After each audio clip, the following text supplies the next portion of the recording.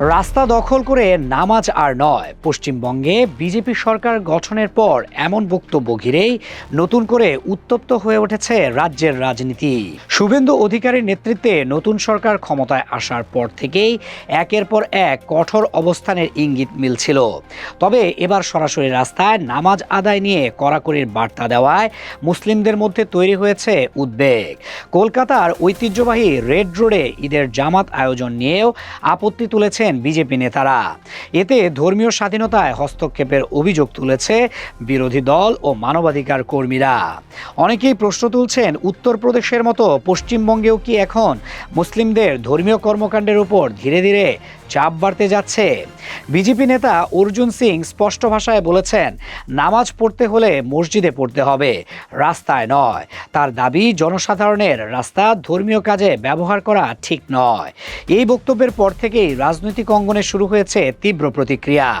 কারণ বছরের পর বছর ধরে কলকাতার রেড রোডে লাখো মুসল্লির অংশগ্রহণে ঈদের জামাত অনুষ্ঠিত হয়ে আসছে এবং সেটিকে পশ্চিমবঙ্গের ধর্মীয় সম্প্রীতির অন্যতম প্রতীক হিসেবেও দেখা হয়।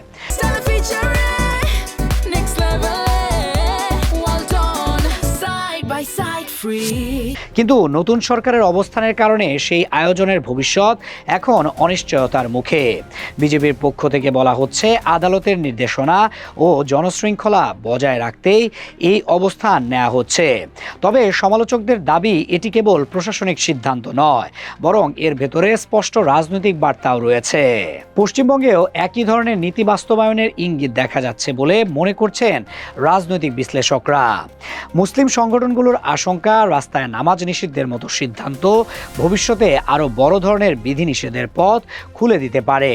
কারণ নামাজ ইস্যুর পাশাপাশি গরু পাচার বিরোধী অভিযান, সীমান্ত এলাকায় নজরদারি বৃদ্ধি এবং অবৈধ গরুর হাট বন্ধের ঘোষণাও দিয়েছে সরকার। সব মিলিয়ে রাজ্যের মুসলিমদের মধ্যে এক ধরনের অস্বস্তি তৈরি হয়েছে।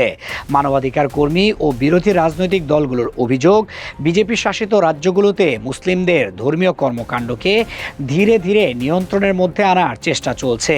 তাদের দাবি, পশ্চিমবঙ্গ দীর্ঘদিন ধরে বহুত্ববাদ ও ধর্মীয় সহাবস্থানের রাজনীতি দেখেছে, কিন্তু নতুন রাজনৈতিক বাস্তবতায় সেই পরিবেশ বদলে যেতে শুরু করেছে। পশ্চিমবঙ্গের রাজনীতিতে ধর্মীয় ইস্যু নতুন কিছু নয়, তবে এবার নামাজের মতো সংবেদনশীল বিষয় সরাসরি রাজনৈতিক বিতর্কের কেন্দ্রে চলে আসায় পরিস্থিতি আরও জটিল হয়ে উঠেছে।